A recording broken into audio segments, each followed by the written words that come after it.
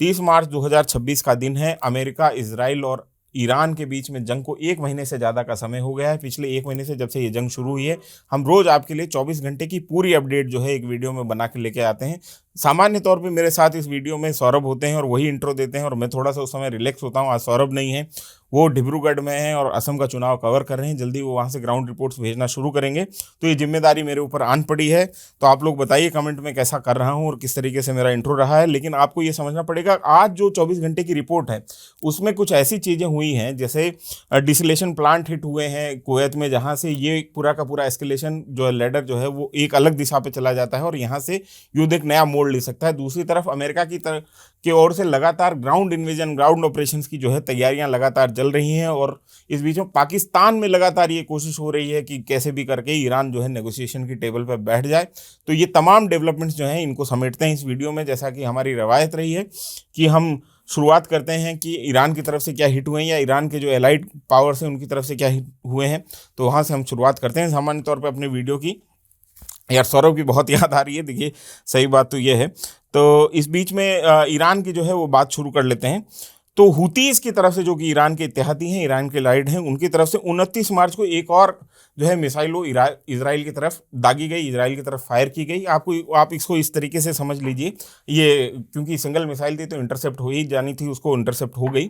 और इसको wall street journal ने भी इस खबर को कंफर्म कर दिया। इसको इस तरीके से समझ लीजिए कि हुतीज़ जो है अपनी तैयारी बता रहे हैं कि भाई हमारी तैयारी पूरी है, और ये एक वार्निंग शॉट है, एक तैयारी दिखाने का शॉट है कि हम पूरी तरीके से तैयार हैं, हमारी उंगली जो है वो ट्रिगर पे हैं और हम किसी भी समय अगर हमको ऐसा आदेश हुआ या ऐसा इस तरीके से ईरान की तरफ से कहा गया तो हम किसी भी समय जो है जंग में कूदने के लिए तैयार हैं।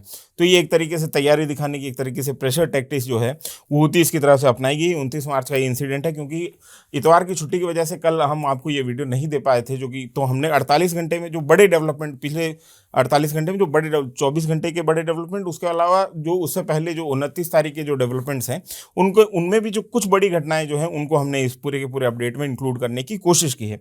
इसके अलावा अल-दरफा जो एयरबेस है वहाँ पे मिसाइल की डिबरी गिरी है। मिसाइल की डिबरी जो है वो अल-दरफा एयरबेस के बाहर की तरफ गिरी है, लेकिन बिल्कुल नज़दीक गिरी है, जिसकी वजह से वहाँ पे आग लग गई है। दुबई में कई जगहों पे धमाके सुने गए, हालांकि इस वहाँ पे डायरेक्ट कहीं हिट हुआ हो ऐसी जानकारी हमारे पास में नहीं है। कई बार होता क्या है कि मिसाइल जब जाती हैं तो अगर इंटरसेप्टर मिसाइल को हिट करते हैं तब भी धमाका होता है। तो हमारे पास में धमाके की खबर तो लगातार आ रही थी, लोग वहाँ से बता भी रहे थे कि हमको धमाके सुनाई दिए, लेकिन वो धमाके सच में कहीं पे जाके हिट होने के धमाके थे या एडीएस के धमाके थे, ये हमारे पास में भी कंफर्म रिपोर्ट नहीं है। हालांकि मतलब मुत्तहिदा अरब अमीरात या यूनाइटेड अरब अमीरात जो है, संयुक्त अरब अमीरात, उसकी शारजहां इंडस्ट्रियल जोन में जो है वहाँ पे एक मिसाइल डायरेक्ट हिट हुई है, जिसकी वजह से वहाँ पे आग लग गई है, वहाँ पे कुछ फैसिलिटीज़ को जो है हिट किया गया है। इसके अलावा एरबिल का जो इलाका है कुर्दिस्तान का, इराकी कुर्दिस्तान का, वहाँ पे अमेरिकन बेस है, वहाँ पे मैसिव कैंपेन जो है वो चलाई गई वहाँ के जो शिया मिलिटेंट ग्रुप हैं उनकी तरफ से, और मैसिव कैंपेन में 10 जो है ड्रोन्स जो हैं वो हिट होने की खबर हमारे पास में है। तो एरबिल को खास तौर पे टारगेट बनाया गया पीएमएफ के द्वारा और जो भी दूसरे शिया ग्रुप्स वहाँ पे हैं उनके द्वारा। और इस बीच में एक और बड़ा हमला जो है वो हुआ है बहरीन में जो एल्यूमिनियम स्मेल्टर फैक्ट्री है, एल्बा की, एल्यूमिनियम बहरीन की, दुनिया की सबसे बड़ी एल्यूमिनियम स्मेल्टर फैक्ट्री है, इसके ऊपर हमला हुआ। यहाँ पे डायरेक्ट जो है हिट हुआ है और उसकी वजह से 2 लोग घायल हुए हैं और फोर्स मेजर्स यहाँ पे लग गए हैं। यहाँ पे इस फैक्ट्री को बंद कर दिया गया है। ये सबसे बड़ी दुनिया की एल्यूमिनियम स्मेल्टर फैक्ट्री है, इसको बंद कर दिया गया। इसके अलावा डिमोना जो कि न्यूक्लियर प्लांट का शहर है, इजराइल का बहुत स्ट्रेटेजिकली महत्वपूर्ण शहर है, वहाँ पर जो है लगातार टारगेटेड हमले किए गए ईरान की तरफ से। और एक जगह जो इंडस्ट्रियल प्लांट है वहाँ पे उसको हिट किया गया डिमोना में। तो ये डिमोना में दूसरा बड़ा हमला है। इससे पहले ईरान की तरफ से एक हमला हुआ था जिसमें रेजिडेंशियल इलाके के पास में एक मिसाइल जाके लगी थी, जिसमें 500 से ज़्यादा लोग जो हैं उनको घर छोड़ना पड़ा था, 60 के तकरीबन लोग घायल हो गए थे। और इसको डिमोना का जो है मिनी इंडिया भी कहा जाता है, क्योंकि वहाँ पे एक बड़ी आबादी जो है वो इंडियंस की है, इंडियन यहूदियों की है, इंडियन जूस की है, जो वहाँ पे जाके बसे हुए हैं। इस बीच में हम चलते हैं साउथ लेबनान के मोर्चे पे कि वहाँ क्या हो रहा है, क्योंकि वहाँ पे आईडीएफ और हिजबुल्लाह के बीच में लगातार लड़ाई जो है जारी है। तो 29 तारीख को आईडीएफ की तरफ से ये कन्फर्म किया गया कि वहाँ पर उनके एक सैनिक की मौत जो है साउथ लेबनान के मोर्चे पर हुई, जबकि 2 लोग घायल हैं। और 30 तारीख को फिर आईडीएफ ने यह बताया कि उनके 6 सैनिक और घायल हुए हैं। आईडीएफ में कई जगहों पर साउथ लेबनान में आईडीएफ और हिजबुल्लाह के बीच में बिल्कुल कांटे की लड़ाई चल रही है, बिल्कुल अर्बन वॉरफेयर की स्थिति है। कई टाउन्स ऐसे हैं जहां पे आईडीएफ और हिजबुल्लाह जो है अर्बन वॉरफेयर में फंसे हुए हैं। और अर्बन वॉरफेयर जो है किसी भी सेना के लिए नाइटमेयर होता है अगर वो उस जगह पे इंट्रूड कर रही है, इस जगह पे घुसने की कोशिश कर रही है, उस जगह पे हमला कर रही है। क्योंकि वहाँ पे जो डिफेंडर होता है उसके पास में इतना एज होता है लोकेशन का कि जो घुसने वाली जो हमला करने वाली जो सेना होती है उसके बहुत ज़्यादा कैजुअलिटीज़ के चांस बढ़ जाते हैं। तो वहाँ पे कई जगहों पे साउथ लेबनान के मोर्चे में एक तरीके से सींग से सींग फंसे हुए हैं। बहुत भयंकर लड़ाइयाँ कई जगहों पे चल रही हैं। और जिस तरीके से इजराइल का ये दावा था कि उसने हिजबुल्लाह को पूरी तरीके से डिसमेंटल कर दिया है, वो दावा जो है अब पूरी तरीके से हवाई साबित हो रहा है। जिस तरीके से हिजबुल्लाह टक्कर दे रहा है लगातार आईडीएफ को साउथ लेबनान में, वो बहुत चिंता का विषय होगा पूरे के पूरे इजरायली सिक्योरिटी अपरेटिस के लिए। और इस बीच में जो नेगेव का डेजर्ट है वहाँ पे कई सारे टाउन्स हैं जिस पे लगातार हमले हुए हैं ईरान की तरफ से। और जिसमें बीर सेबा का जो टाउन है वहाँ पे टेक जोन है जो बीर सेबा का, वहाँ पे माइक्रोसॉफ्ट का जो ऑफिस है उसके तुरंत बगल में जो है एक मिसाइल जाके लगी है और वहाँ पे बड़ा धमाका हुआ है। इसके अलावा नियोट हुआओ में जो है केमिकल प्लांट है उसको निशाना बनाया गया नेगेव रीजन में ही। और इसके ऊपर हमने आपके लिए एक सेपरेट वीडियो कर दिया था कि क्यों ये जो केमिकल प्लांट है इसको हिट बनाया जाना बहुत बड़ी खबर है, और कैसे ये युद्ध जो है यहाँ से केमिकल वॉरफेयर की तरफ भी बढ़ सकता है। और अगर ऐसा होता है तो वो पूरी तरीके से बदतर स्थितियों की तरफ ले जाएगा। ये युद्ध जो है बहुत अलग टेंजेंट, अलग डायमेंशन में चला जाएगा। और केमिकल वॉरफेयर अगर शुरू होता है तो उसका आखिरी जो शिकार है वो सिविलियन पॉपुलेशन है, वो ऐसी पॉपुलेशन जो हथियारबंद नहीं है, जो युद्ध में डायरेक्टली शामिल नहीं है, वो उसका सबसे ज़्यादा है टारगेट बनती है केमिकल वॉरफेयर का। तो ये बहुत चिंताजनक बात है इस केमिकल फैक्ट्री का हिट होना और नेगेव हवा में। तो इसके ऊपर हमने डिटेल में एक वीडियो बनाया था आपके लिए सूरज के साथ में, मैंने खुद वीडियो उसको मैं पूरा विश्लेषण आपको बताया था। और हम कोशिश करेंगे इस वीडियो को जो है हम आपके कमेंट बॉक्स में लगा दें। इस बीच में कुवैत में एक और जो ये भी बहुत बड़ा डेवलपमेंट है कि कुवैत में डिसलेशन जो प्लांट है उसके ऊपर हिट हुआ है। डिसलेशन प्लांट आप ये समझिए कि एक ऐसा प्लांट होता है जो कि समुद्र के खारे पानी से खारापन हटा के पीने लायक पानी बना देता है। और अरब जो देश है वहाँ पे नेचुरली पानी की पीने की सुविधाएं जो है बहुत सीमित थी, बहुत कम थी। जब 1960 के दशक में पेट्रो डॉलर्स आना शुरू हुए, जब वहाँ पे तेल खोजा जाने लगा, तो तमाम तरीके की तकनीकें भी अरब देशों में पहुँचनी शुरू हुई। इसमें एक बहुत बड़ी तकनीक जो है वो डिसलेशन है, क्योंकि अरबों के पास में पीने के लिए पानी नहीं था। अब वो बहुत बड़ी उनकी डिपेंडेंसी जो है वो समुद्री पानी को साफ करके पीने लायक बनाने पे है। कुवैत जैसे देश जो है वहाँ पे पीने का 90% पानी, 90 से 100% पानी इसी डिसलेशन प्लांट से आता है। और अगर वहाँ पे डिसलेशन प्लांट हिट होते हैं तो वहाँ पे ऐसी स्थिति बन जाएगी कि एक ह्यूमैनिटेरियन क्राइसिस खड़ा हो जाएगा। आप सोचिए कि अरब देशों में अगर पीने के लिए पानी ही नहीं बचेगा तो वहाँ पे किस तरीके का हाहाकार मच जाएगा। और डिसलेशन प्लांट हिट होना जो है इस युद्ध का सबसे आखिरी एस्केलेशन लेवल है। अगर वो हिट होना शुरू हो गए तो इसका मतलब यह है कि ये युद्ध जो है बहुत प्रोलॉन्ग और वो किसी भी दिशा में जा सकता है। मैं कहते हुए मेरे को ये अच्छा नहीं लग रहा है, लेकिन वो न्यूक्लियर वॉरफेयर की कंडीशन में भी जा सकता है। डिसलेशन प्लांट इतने महत्वपूर्ण है अरबों के लिए भी। और ईरान की तरफ से ये सफाई आई है कि ये पूरा का पूरा इजराइल का फॉल्स फ्लैग ऑपरेशन है, हमने डिसलेशन प्लांट हिट नहीं किया है। और इजराइल इस तरीके से डिसलेशन प्लांट हिट करके अरबों को किसी तरीके से ईरान के खिलाफ युद्ध में उतारना चाहता है। ये ईरान की तरफ से ये सफाई आई है। हालांकि कुवैत में डिसलेशन प्लांट का हिट होना बहुत चिंता का विषय है। इसके अलावा हाइफा में क्लस्टर एम्यूनेशन जो है वो हिट होने की कम से कम 6 जगहों पे हिट होने का हमारे पास में विजुअल कंफर्मेशन है। और यहाँ पे हाइफा की जो ऑयल रिफाइनरी है वो हिट हुई है। हालांकि इजराइल ने कहा है कि उसकी तरफ से उसको जो है इससे बहुत बड़ा नुकसान जो है नहीं हुआ है, ऑयल रिफाइनरी सही सलामत है। लेकिन हाइफा एक पोर्ट सिटी है, एक तटीय सिटी है, एक तरीके से बहुत महत्वपूर्ण है वहाँ के कमर्शियल और व्यापार के लिए, इजराइल के लिए। और वहाँ पे एक बड़ी रिफाइनरी जो है इजराइल की वहाँ मौजूद है और उसको बार बार निशाना बनाया। 12 डे वॉर के दौरान भी ईरान के द्वारा निशाना बनाया गया था हाइफा को, और हाइफा को अब भी बार बार निशाना बनाया जा रहा है। हाइफा का एक इंडियन कनेक्शन भी है कि फर्स्ट वर्ल्ड वॉर के टाइम में हाइफा वो सिटी थी जिसको तुर्कों से भारतीय सैनिकों ने आज़ाद कराया था। खासतौर पर जोधपुर लांसर्स जो हमारे घुड़सवार सैनिक थे, भारतीय सैनिक जोधपुर लांसर्स, और उसमें शायद मद्रास लांसर, 3 लांसर जो है, मतलब 3 घुड़सवार सेना जो है उन्होंने आज़ाद कराया था। उसी के नाम पे वो जो 3 रेजिमेंट्स हैं उनके नाम पे तीनों के एक सैनिक लगा के एक 3 मूर्ति के पास में जो मूर्ति बनाई गई है जिसमें 3 सैनिक खड़े हैं, जिसकी वजह से उस जगह का नाम 3 मूर्ति माना जाता है दिल्ली में। वो उसी हाइफा वॉर के ही मेमोरियल में बनाया गया है। किसी दिन उसकी कहानी भी हम सुनाएंगे हाइफा वॉर की भी। लेकिन हाइफा का एक हमारे से कनेक्शन है और हाइफा को लगातार हिट किया जा रहा है।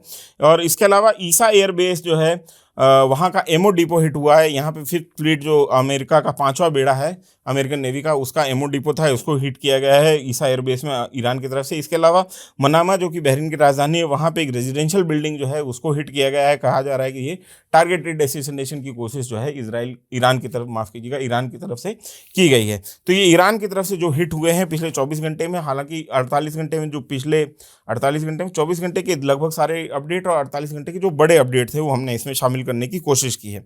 अब चलते हैं इजराइल की तरफ कि इजराइल ने ईरान में क्या क्या हिट किया है और कहाँ कहाँ महत्वपूर्ण ठिकानों पर उसने हमले किए हैं। तो इसकी डिटेल्स हम ले लेते हैं। तो ईरान में सबसे पहले तेहरान, जो ईरान की राजधानी है, उसके ऊपर लगातार जो है एरियल स्ट्राइक होती रही हैं। कल भी हुई हैं, आज भी हुई हैं, 30 तारीख को भी हुई, 29 तारीख को बड़े पैमाने पे जो एरियल स्ट्राइक की गई उसकी डिटेल हमारे पास में है कि आईआरजीसी का जो एरोस्पेस कमांड हेडक्वार्टर है उसके ऊपर हमला किया गया है। आईआरजीसी का जो एरोस्पेस बिल्डिंग है उसके ऊपर हमला किया गया है। एरोस्पेस जो है वो आपको समझना पड़ेगा कि जो ईरान की तरफ से मिसाइल्स और ड्रोन्स दागे जा रहे हैं वो जिस कमांड सेंटर के अंडर आते हैं, वो पूरी की पूरी कैंपेन जिस कमांड सेंटर के अंडर आती है उसको आईआरजीसी की एरोस्पेस फोर्स कहा जाता है। और इस तरीके से ईरान की जो सबसे प्रभावी फोर्स है, जो सबसे निर्णायक फोर्स है इस पूरे के पूरे युद्ध में, वो एरोस्पेस फोर्स है। तो उसके हेडक्वार्टर को हिट किया गया है। पहले भी हिट किया गया था, फिर हिट किया गया है। इसी से लग के जो आईआरजीसी के बैरक्स हैं, जहाँ पे IRGC Islamic revolutionary guard core के जो सैनिक रहते हैं उनके बैरक्स को भी हिट किया गया है। और 30 तारीख को साउथ जो तेहरान है उस इलाके में वहाँ के पावर इंफ्रास्ट्रक्चर को हिट किया गया था इजराइल की तरफ से, जिसकी वजह से वहाँ पे घंटों बत्ती गुल रही थी। इसके अलावा बहरिस्तान एक इलाका पड़ता है इस्फहान में, वहाँ पे हमला हुआ है। साउथ लेबनान के बारे में इस बीच में बेंजामिन नेतन्याहू जो कि इजराइल के प्रधानमंत्री, उनका बड़ा बयान आया था आज ही के दिन 30 तारीख को। उन्होंने ये कहा है कि लेबनान और इजराइल के बीच में जो बफर जोन है उसको बड़ा किया जाए। कुल मिला के बेंजामिन नेतन्याहू ये कहना चाहते हैं कि जो लिटानी रिवर है वहाँ पे लेबनान में, उसके साउथ का जो इलाका है वो उसको पूरी तरीके से इजराइल अपने कब्जे में ले ले, अपने कंट्रोल में ले ले। इस तरीके से हिजबुल, और ये साउथ वाला जो इलाका है यहाँ पे हिजबुल्लाह का मजबूत पकड़ मानी जाती है, मजबूत गढ़ माने जाते हैं। तो कुल मिला के बेंजामिन नेतन्याहू ये कहना चाहते हैं कि हिजबुल्लाह का जो स्ट्रॉन्ग होल्ड है लेबनान में उसको पूरी तरीके से इजराइल अपने कब्जे में ले ले, बफर जोन के नाम पे। और इन्होंने कोशिश पहले भी की थी और अभी जो है वो कोशिश जारी है। कुल मिला के इजराइल अपने नक्शे को लगातार बदल रहा है उस पूरे के पूरे इलाके में। इस बीच में करज में भी पावर इंफ्रास्ट्रक्चर पे हमला हुआ है, जहाँ से, जिसकी वजह से वहाँ पर भी घंटों बत्ती गुल रही थी। शियन एक जगह पड़ती है तेहरान के नॉर्थ ईस्ट में, उत्तर पूर्व में, वहाँ पे हमला हुआ है। और इसके अलावा अहवाज में 2 स्ट्राइक्स हुई हैं। अहवाज एक महत्वपूर्ण स्ट्रेटजिक लोकेशन है ईरान की, वहाँ पे 2 स्ट्राइक्स की हमारे पास में खबर है। इस बीच में यूएसए के सेंटकॉम की तरफ से एपिक फ्यूरी के जो ऑपरेशन एपिक फ्यूरी उनकी तरफ से चलाया गया था उसके बारे में डिटेल्स दी गई हैं। उसके हिसाब से उन्होंने अब तक, जब से ये युद्ध शुरू हुआ है, 11,000 से ज़्यादा कॉम्बैट फ्लाइट्स लिए हैं, जिसमें 11,000 से ही ज़्यादा उन्होंने टारगेट्स हिट किए हैं, जिसमें 150 वेसल्स जो हैं ईरानियन नेवी की शामिल हैं। तो ये एपिक फ्यूरी के ऊपर सेंटकॉम की तरफ से जो डिटेल्स दी गई थी उसको भी हमने सोचा कि आपको बता दिया जाए। इस बीच में बगदाद जो कि इराक की राजधानी है, वहाँ पे पीएमएफ जो पॉपुलर मोबिलाइजेशन फोर्स है इराकी, जो कि इराकी शिया एक तरीके से संगठन है, मिलिशिया है, उसके ऊपर जो है उसका जो एक सेंटर है कर्रादा में, उसके ऊपर एरियल स्ट्राइक हुई है, जिसको कि उन्होंने खुद पीएमएफ ने कंफर्म किया है कि हमारे ऊपर एरियल स्ट्राइक हुई है। और उसमें इनके कुछ नुकसान की, मतलब तकरीबन 1 दर्जन से ज़्यादा लोगों के घायल होने की खबर हमारे पास में मौजूद है। और अब चलते हैं हम डिप्लोमेसी के मोर्चे पे कि डिप्लोमेसी के मोर्चे पे पिछले 24 घंटे में क्या बड़ी डेवलपमेंट्स हुई। दरअसल 48 घंटे ही हमने कवर किए हैं, जिसमें 29 तारीख की जो बहुत मेजर घटनाएं उनको हमने इंक्लूड किया है। उसके अलावा जो अभी पिछले 24 घंटे में बड़े डेवलपमेंट्स हैं उनको भी हमने एक साथ रखने की आपके लिए कोशिश की है। तो सबसे बड़ी बात यह है कि वॉशिंगटन पोस्ट ने एक अपनी रिपोर्ट छापी है, जिसमें उन्होंने ये कहा है कि इस सप्ताह जो है संभव है कि ग्राउंड ऑपरेशंस ईरान में शुरू हो जाए।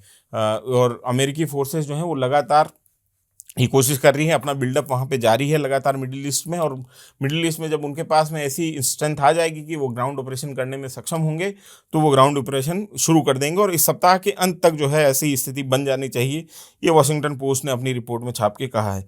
और इस बीच में एक बड़ा बयान रशिया की तरफ से आया है। रशिया की जो विदेश मंत्रालय के जो प्रवक्ता हैं दिमित्री पेस्कोव, उन्होंने कहा कि ट्रंप ने जो बोर्ड ऑफ पीस बनाया था गाजा के लिए, इससे पहले जब इजराइल और गाजा का वॉर चल रहा था, उस दौरान जो बोर्ड ऑफ पीस बनाया है वो अब बेमानी हो गया है, क्योंकि ईरान और इसराइल के बीच में जिस तरीके की जंग चल रही है उसमें पीस की बात कौन ही करेगा। और जो गाजा का पीस बोर्ड है वो कुल मिला के उसकी रिलेवेंस कुछ बची नहीं है, जो कि बिल्कुल वाजिब बात जान पड़ती है आज के हालात जैसे हैं उसमें। इस बीच में बड़ा डेवलपमेंट यह है कि यूरोपियन यूनियन ने अपने जो संबंधित देश हैं वहाँ से संबंधित जो कि मर्चेंट नेवी के शिप्स हैं, जो कि कमर्शियल वेसल्स हैं, उनसे ये कहा है कि आप यमन के पास से गुजरने को अवॉइड करिए, वहाँ से ना गुजरिए। जो बाब अल मंदाब है जहाँ पे हूतीस का कब्जा है, तो वहाँ से आप गुजरने से बचिए, वो रास्ते को मत लीजिए, क्योंकि वो रास्ता जो है वहाँ पे कुछ हमला होने की स्थिति बन सकती है। तो यूरोपीय यूनियन की तरफ से ये चेतावनी जारी कर दी गई है। ये आने वाले समय का शुभ संकेत तो नहीं कहा जा सकता है।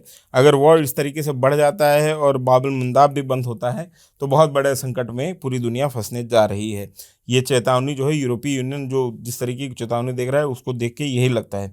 इस बीच में ईरान के जो राजदूत है लेबनान में, उन्होंने लेबनान छोड़ने से इनकार कर दिया है। उन्होंने कहा कि मैं लेबनान छोड़ के नहीं जाऊंगा। और ईरान की तरफ से जो बयान जारी किया गया था उसमें ये कहा गया था कि हमने लेबनानी अथॉरिटी से बात करके यहाँ रहना चुना है और उनसे हमारी बात हो गई, हमारी एक अंडरस्टैंडिंग हो गई है और हमको अब बेरूत छोड़ने की ज़रूरत नहीं है। आपको पता होगा 2 दिन पहले जो भी न्यूज़ पिंच के रेगुलर दर्शक हैं जो इस पूरे वॉर अपडेट को रेगुलर देखते हैं, उसमें हमने बताया था कि लेबनान की तरफ से इजरायली राजदूतों को पर्सोना नॉन ग्राटा घोषित कर दिया गया था कि आप जो है 24 घंटे के अंदर लेबनान छोड़ के अपने देश लौट जाइए। लेकिन अभी भी वहाँ पे ईरानी जो दूतावास है वो फंक्शन कर रहा है। वो राजदूत जो ईरान की तरफ से लेबनान में है वो लगातार जो है वहीं बने हुए हैं। तो ये एक तरीके से टसल की स्थिति बन गई है लेबनान, इजराइल और ईरान के बीच में। एक तरफ से लेबनान को ये कहना पड़ रहा है ईरानी राजदूत को कि आप चले जाइए, फिर आप उनसे डील भी कर रहे हैं कि आप मत जाइए। तो और इजराइल की तरफ से बार बार ये दबाव बनाने की कोशिश की जा रही है कि लेबनान से ईरानी राजदूत जो हैं वो वहाँ से निकल जाएं, क्योंकि वहाँ पे जो ईरानी राजदूत हैं उनके ऊपर ये आरोप लग रहा है वो एक तरीके से हिजबुल्लाह को मदद पहुँचा रहे हैं, जो आईडीएफ के खिलाफ वो जंग लड़ रहे हैं साउथ लेबनान में उसमें। इस बीच चैनल 12 ने एक और खबर छापी है। चैनल 12 के हिसाब से मोसाद ने लंबे समय तक ये तैयारी कर रखी थी कि वो दसियों हजार कुर्द जो है वो ईरान में घुसाएगा इराक के रास्ते से, और वहाँ पे उनको फाइनेंस करेगा। यूएस और इजराइल की जो फोर्सेस हैं, एयर फोर्सेस हैं, वो उनको एयर कवर देंगी ताकि ये ग्राउंड पे ये जो कुर्दों की सेना है और ग्राउंड पे आईआरजीसी और ईरानी सेना के खिलाफ एक तरीके से इजरायली प्रॉक्सी की तरह वो लोग लड़ सकें। तो ये प्लान तैयार हुआ था। इसको मोसाद चीफ जो डेविड बर्निया है उन्होंने बीबी नेतन्याहू और यूएसए के जो सिक्योरिटी अदारे के लोग हैं उनके सामने पेश भी किया था, लेकिन ये प्लान जो है लीक हो गया था मीडिया में और इसके बाद में इस प्लान को ऑफ द टेबल कर दिया गया। दूसरी बड़ी बात थी कि कुर्द इस चीज़ के लिए तैयार नहीं होते। कुर्दों को सालों के संघर्ष के बाद में इराक में एक ऐसी जगह मिली है, एक सेपरेट कुर्दिस्तान मिला है जिसको अपनी ज़मीन अपना देश कह सकते हैं और जहाँ पे कुर्द रह सकते हैं सालों के परसिक्यूशन के बाद में। और कुर्दों ने इस पूरे के पूरे कुर्दिस्तान को जो भी छोटा मोटा और चिथड़े नुमा उनको हिस्सा मिला है, एक चिंदी नुमा उनको हिस्सा कुर्दिस्तान का जो उनका सपना था उसका मिला है, उसको वो पूरी तरीके से दाव पे नहीं लगाना चाहते ईरान और इजराइल के कॉन्फ्लिक्ट के बीच में। और उन्होंने साफ मना कर दिया था कि हमको इसमें पार्टिसिपेट नहीं करेंगे। जो लोग न्यूज़ पिंच लगातार देख रहे हैं उनको याद होगा कि युद्ध के चौथे पांचवें दिन कुर्दों के पास में हथियार भेजने की कोशिश की गई थी और ये तमाम सारी चीज़ें उनको असलाह देने की कोशिश की गई थी ताकि वो इजराइल के प्रॉक्सी की तरह ईरान के ऊपर हमला कर दें। और इसके बाद में ईरान ने कुर्दों के कई ठिकानों पे हमला किया था, जिसके बाद कुर्दों ने पैर पीछे खींच लिए थे। तो चैनल 12 ने अब इसकी पुष्टि कर दी है कि मोसाद की तरफ से ये ऑपरेशन चलाया गया था। उसके बाद में ये ऑपरेशन लीक हो गया और कुर्दों ने भी मना कर दिया, इसकी वजह से इसको ऑफ द टेबल कर दिया गया है। इस बीच में एक चिंताजनक खबर जो है वो ब्लूमबर्ग में छपी है। ब्लूमबर्ग में छपी खबर के मुताबिक जो है अमेरिकी सरकार और वॉल स्ट्रीट के कई एनालिस्ट जो हैं उनकी एनालिसिस से ये समझ में आता है कि क्रूड ऑयल जो है अगर ये वॉर लंबा खींचता है तो $200 पर बैरल के रेट को टच कर सकता है। और ये अगर ऐसा होता है तो दुनिया में मंदी आना तय मानिए। आप लिख के ले लीजिए मेरे से कि इसका अगर $200 पर बैरल अगर चला जाता है तो महंगाई की स्थिति ये हो जाएगी कि कई अर्थव्यवस्थाएं जो कि बहुत मजबूत दिखाई देती हैं वो भी हमको इसी दुनिया में चरमराती हुई दिखाई देंगी। एक वैश्विक मंदी की शुरुआत वहाँ से हो जाएगी। तो ये बहुत जो ब्लूमबर्ग में ये रिपोर्ट छप रही है बहुत चिंताजनक है आपके लिए, हमारे लिए। कुल मिला के ये युद्ध जो है वो आपके और मेरे घर में आ चुका है, हमारे सब्जी की टोकरी में आ चुका है, हमारे फ्रिज में आ चुका है, हमारा जो अनाज हम जहाँ पे रखते हैं हमारे रोटी सब्जी वहाँ तक पहुँच चुका है। तो ये महंगाई जो है आने वाले समय में बढ़ती हुई हमको दिखाई देगी, जो कि हमारे आपके लिए भी बहुत चिंता का विषय है। इस बीच में पाम संडे मास के ऊपर बहुत विवाद हो गया जेरूसलम में। क्योंकि ऐसा होता है कि पाम संडे मनाया जाता है हर बार, इसको होली वीक की शुरुआत मानते हैं। ऐसा मानते हैं कि जब जीसस क्राइस्ट वापस घुसे थे जेरूशलेम में होली वीक के दौरान, तो उसके 7 दिन के बाद में, 5 दिन के बाद में दरअसल इनको क्रूसीफाई कर दिया गया था ईस्टर के दिन, और 7 दिन के बाद में वो रिजरेक्ट हो गए थे, यानी पुनर्जीवन उनको मिल गया था। तो इसके अवसर पे पाम संडे मनाया जाता है, और पाम संडे के दिन मास होती है, एक तरीके से सामूहिक प्रार्थना होती है। और 1949 से ये लगातार जो है पाम संडे मास जेरूशलम में होती रही है। और 2020 के कोविड के समय भी ये पाम संडे मास हुई थी, हालांकि लोग गैदर नहीं हुए थे, लेकिन जो वहाँ पे क्लेर्जी है, जो वहाँ पे पादरी वगैरह हैं, उन्होंने वो पाम संडे मास जो है वो परफॉर्म की थी। 6 डे वॉर जब हुआ था उस समय भी इसको नहीं रोका गया था। इवन ऑटोमन एम्पायर के समय में, जब ममलूकों की सत्ता थी और जेरूशलम ममलूकों के कब्जे में था, तब भी उन्होंने पाम संडे मास को नहीं रोका था। तो अभी पाम संडे मास को इजरायली अथॉरिटीज़ ने रुकवा दिया है, जिसका दुनिया भर से रिएक्शन आया है। तमाम यूरोपियन देशों ने इसका खंडन किया है और उस पर दुख जताया है कि इजराइल को ऐसा नहीं करना चाहिए। इसके अलावा ब्राज़ील वगैरह जो ऐसे लैटिन अमेरिका देश हैं जहाँ पे कैथलिक ईसाई बड़ी तादाद में रहते हैं, वहाँ से भी लगातार जो है कंडमनेशन इसके आए हैं कि पाम संडे मास को नहीं रोकना चाहिए था। इस बीच में पूरी खबर का सबसे जो पसंदीदा हिस्सा है मेरा, वो आ चुका है, डोनाल्ड ट्रंप के बयान, जिनको मैं बहुत चुन चुन के कलेक्ट करता हूँ। और उन्होंने पहला बयान दिया है फाइनेंशियल टाइम को, जो कि अमेरिका का मीडिया आउटलेट है, बहुत प्रतिष्ठित मीडिया आउटलेट है। उसके वहाँ पे उन्होंने, ट्रंप ने ये कहा है कि ईरान का जो ऑयल लेना है वो मेरा फेवरेट काम है। इस युद्ध में, जब ये युद्ध खत्म हो जाएगा, जब स्ट्रेट ऑफ हॉर्मूज हमारे कब्जे में आ जाएगा, तो सबसे पहला काम ये करूँगा कि मैं ईरान का ऑयल ले लूँगा।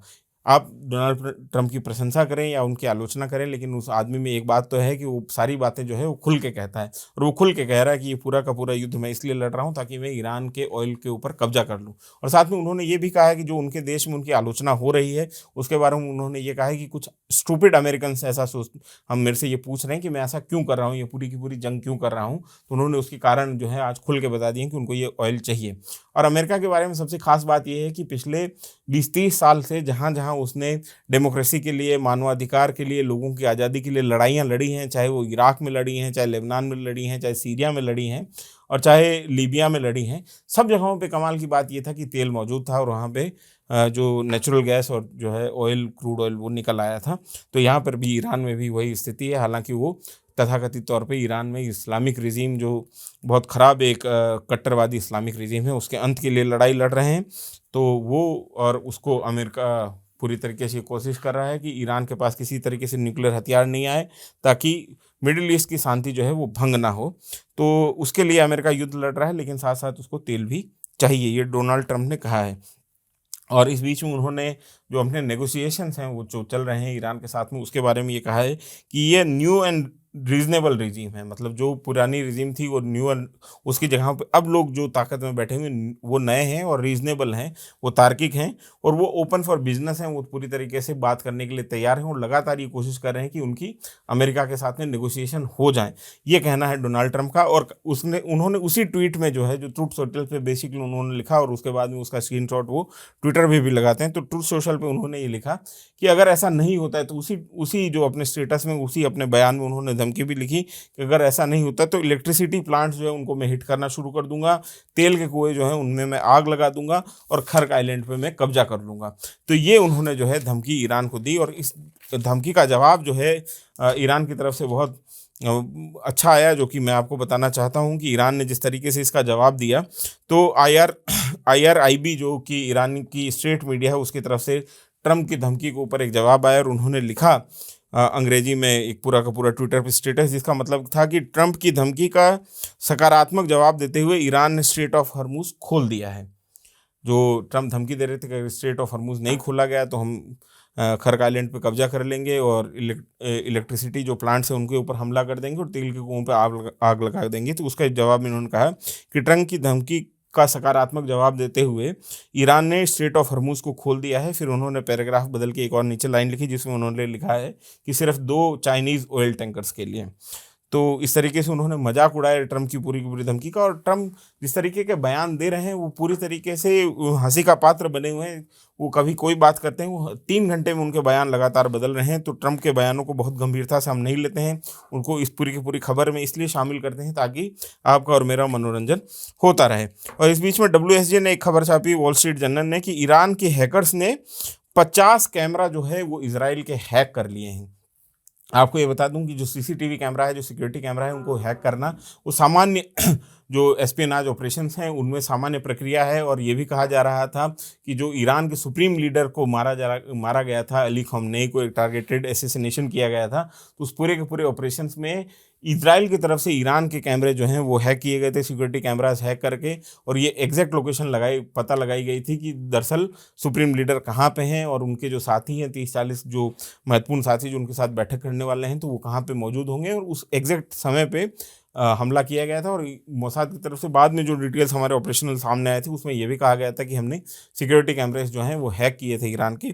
तो अब जो है इजराइल के सिक्योरिटी कैमराज हैक हो गए हैं, 50 के तकरीबन कैमराज हैक हो गए हैं। और 60 के तकरीबन जो इजरायली कंपनीज हैं उनको ईरानी हैकर्स ने उनका डाटा जो है उसको पूरी तरीके से हैक करके वाइप आउट कर दिया है। तो ये बोला गया है, नेशनल साइबर डायरेक्टरेट जो है इजराइल का, उसकी तरफ से ये बयान देके बताया गया है और उसके आधार पे वॉल स्ट्रीट जर्नल ने ये खबर की है। तो कुल मिला के एक साइबर पे जो लड़ाई जो ईरान और इजराइल के बीच में है वो साइबर वॉर स्पेस में भी चल रही है। तो साइबर स्पेस में भी लगातार वॉरफेयर हमको देखने को मिल रहा है। इसमें एक बहुत चर्चा हुई, पाकिस्तान ने जो बैठक बुलाई थी जिसके बारे में हमने पिछले वीडियो में भी आपको बताया था कि इजिप्ट, तुर्की, पाकिस्तान और सऊदी अरेबिया के विदेश मंत्रियों ने बैठक की और ये बैठक इस्लामाबाद में हुई, रविवार को होनी थी। और इसके बारे में बार बार बात हो रही थी कि शायद यहाँ से जो है कोई बातचीत का रास्ता खुलेगा और बातचीत यहाँ से संभव हो गई। लेकिन यहाँ इसके ऊपर ईरान ने अपनी टिप्पणी दी है। जो ईरान की विदेश मंत्रालय के स्पोक्स पर्सन है इस्माइल बगई, उन्होंने ये कहा है कि हमारा यूएसए के साथ में कोई डायरेक्ट नेगोशिएशन नहीं चल रहा है। वो मीडिएटर्स के जरिए हमारे पास में ये खबरें पहुंचा रहे हैं कि वो नेगोशिएट करना चाहते हैं, लेकिन हमारी तरफ से इसके ऊपर अभी कोई निर्णय नहीं लिया गया है। पाकिस्तान में जो बैठक हुई उसके ऊपर उन्होंने ये कहा था कि पाकिस्तान में जो देश बैठक कर रहे हैं वो अपने लिए फ्रेमवर्क बना रहे हैं, उसमें ईरान से कोई लेना देना नहीं है।